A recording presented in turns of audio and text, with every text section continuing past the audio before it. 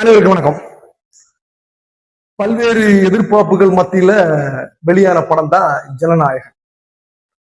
இந்த ஜனநாயகன் படம் ஆரம்ப காலத்துல கிட்டத்தட்ட 1992 இருந்து 2026 வரைக்கும் ஒரு நடிகர் மீது எதிர்பார்ப்பு அதிகமான ஒரு நடிகர் அப்படின்னா அது இளைய தளபதியில இருந்து அப்புறம் தளபதியில இருந்து இன்னைக்கு மாண்புமிகு முதலமைச்சர். அந்த வரிசை கடந்து வந்த பாதை கிட்டத்தட்ட சுமார் 34-35 ஆண்டு காலம். அவருக்கான ஒரு வாய்ஸ், அவருக்கான ஒரு மார்க்கெட் அது கொஞ்சம் கூட சரியாம எத்தனையோ தடைகள் வந்த போதும் ஒரு நீண்ட ஒரு எதிர்பார்ப்போட வந்த படம் தான் அந்த ஜனநாயகன் அப்படின்னு ஒரு திரைப்படம். இந்த ஜனநாயகன் திரைப்படம் எதை பேஸ் பண்ணி வந்திருக்கு அப்படின்னு எல்லாருக்குமே தெரியும். அது ஒரு ரீமேக், பகத் கேசரிங்கிற ஒரு படத்தோட ரீமேக் தான். அந்த ரீமேக்கா வந்தாலும்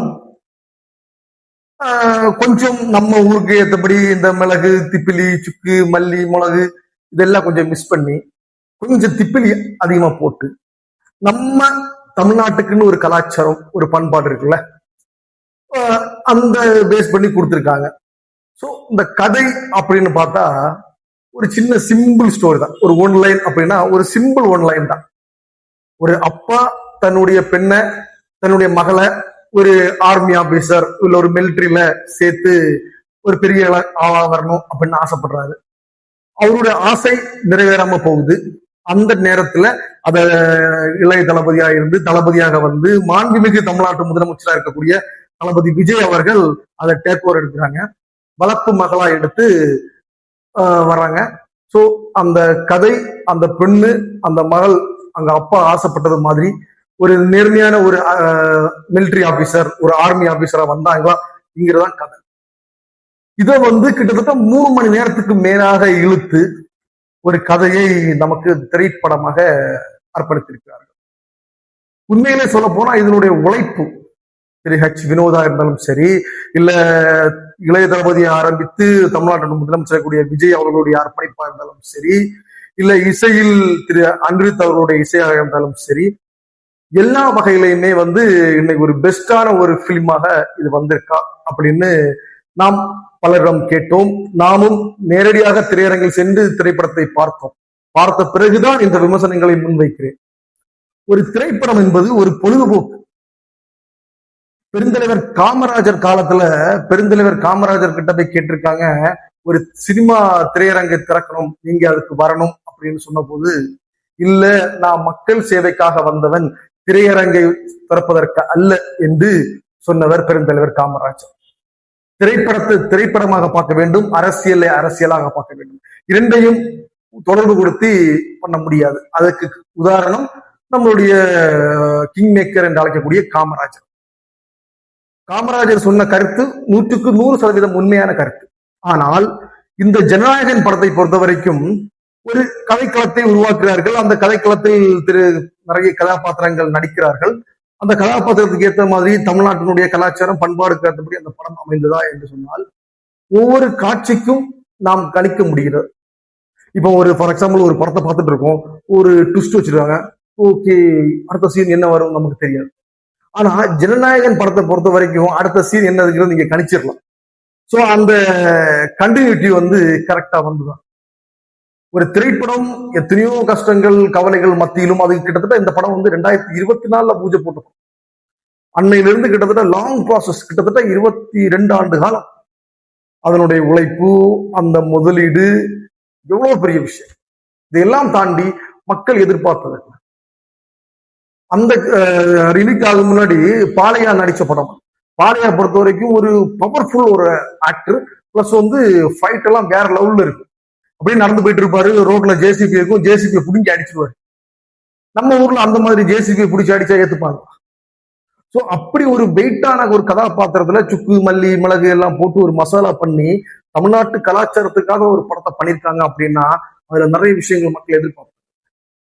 அந்த மக்கள் எதிர்பார்க்கிறது இங்க பூர்த்தியாச்சா அப்படின்னா எனக்கு தெரிஞ்ச வரைக்கும் பேட் டச் இந்த மாதிரி ஒரு டயலாக், அந்த பொண்ணு கிட்ட லவ் சொல்ற அந்த லவ் சீன்ஸ், அந்த டயலாக்ஸ், அப்புறம் அந்த லாஸ்ட் ஒன் டான்ஸ், அந்த 3 மணி நேரம் படத்துல அந்த லாஸ்ட் டான்ஸ் அது ஆடும்போது சும்மா திரையரங்கே சும்மா கிளி கிளி கிளின்னு சொல்லுவோம்.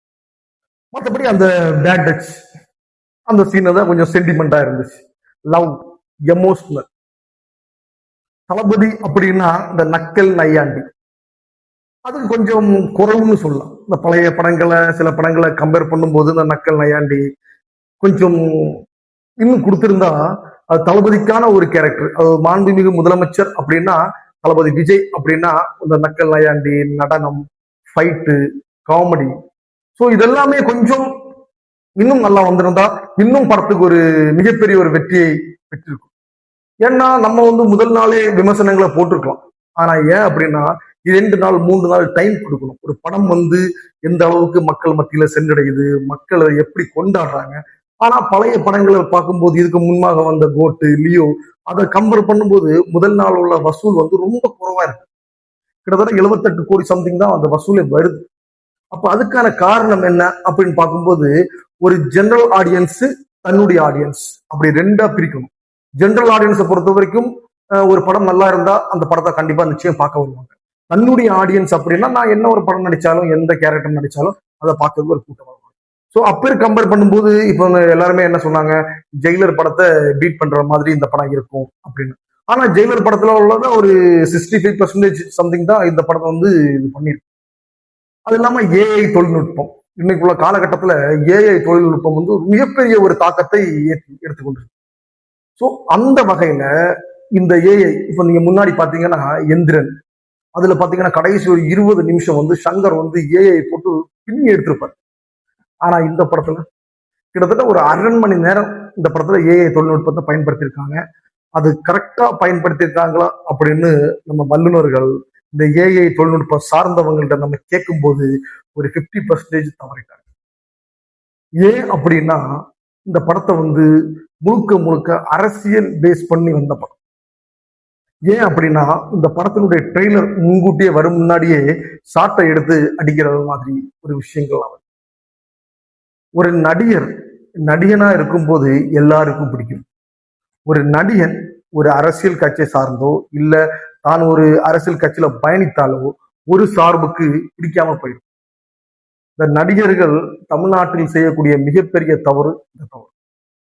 நடிகர் என்பவன் ஒரு பொழுதுபோக்கு, ஒரு என்டர்டைன்மெண்ட், ஒரு 3 வருஷம் 1 மணி நேரம் இல்ல ஒரு 4 மணி நேரம் இல்ல ஒரு 2.5 மணி நேரம் ஒரு ஜாலிக்காக போகக்கூடியதா திரைப்படம். ஸோ இந்த திரைப்படத்தை பொறுத்த வரைக்கும் ஓவரால் அது dance, music, background score, editing, cinematography, acting, direction இதெல்லாம் கம்பேர் பண்ணி பார்க்கும்போது ஒரு கிட்டத்தட்ட பார்க்கலாம். எதுக்காக பார்க்கலாம் அப்படின்னா நீங்க விண்டேஜ்ல இளைய தளபதி விஜயை பார்த்திருப்பீங்க. அதுக்கப்புறம் இப்போ ஒரு 2000க்கு மேல 2010க்கு மேல எல்லாம் தளபதி விஜயா பார்க்க. ஸோ இப்போ அதுல இருந்து ஒரு பரிமாணமான வளர்ச்சி அப்புறம் மாண்புமிகு தமிழ்நாடு முதலமைச்சர் தளபதி ஜோசப் விஜய் அப்படிங்கிற டைட்டில பார்க்கணும் அப்படின்னா நீங்க பார்க்கலாம். ஏன் அப்படின்னா நீங்க ஏற்கனவே இந்த பகவத் கேசரி படத்தை பார்த்து அந்த எதிர்பார்ப்புல நீங்க இருந்தீங்கன்னா உங்களுக்கு கண்டிப்பா ஒரு ஏமாற்றம் தான். ஏன் அப்படி சொல்றேன் அப்படின்னா பாலையா கேரக்டர் வேற, இங்க தளபதி விஜயோட கேரக்டர் வேற. ஆனா அதை விட நக்கல் நையாண்டி நடனம் வேற லெவல்ல இருக்கும். ஆனா அந்த படத்தை கொண்டு போன விதம், அந்த கண்டினியூட்டி மிஸ் ஆகாம கொண்டு போகணும்ல. இந்த சீன்ல இருந்து அடுத்த சீன், அடுத்த சீன்ல இருந்து அடுத்த சீன், அந்த கண்டினியூட்டி மிஸ் ஆகாம போகணும்ல. அதை ஜனநாயகன் படக்குழு தவறிட்டாங்கன்னு தான் சொல்லலாம். ஏன் அப்படின்னா கணிக்க முடியும், அடுத்த சீன் இப்படிதான் வரும் இல்ல அடுத்த சீன் இப்படிதான் வரும் அப்படிங்கறத ஒரு கணிக்கக்கூடிய ஒரு இதை ஜனநாயகன் படக்குழு தவறிட்டாங்க. ஸோ மற்றபடி ஓவரால் இந்த படத்தை பார்க்கலாமா எப்படின்னு கேட்டா பார்க்கலாம், ஒரு முறை பார்க்கலாம், பார்க்கறதுல தப்பு இல்லை. ஏன்னா நிறைய பேரோட உழைப்பு அதுல இருக்கு. நிச்சயமாக இதே மாதிரியான படங்களை பாருங்கள். தளபதியினுடைய கடைசி படம் அந்த ஒரு சீன் இருக்குல்ல, அந்த சீன் எல்லாம் கொண்டு வந்திருக்காங்க, நல்லா இருக்கு. எதிர்பார்த்தது மாதிரி வருமா அப்படின்னா நீங்க தியேட்டர்ல படம் பார்த்துட்டு தான் கமெண்ட் பண்ணுங்க. ரொம்ப நன்றி நண்பர்களே, நன்றி.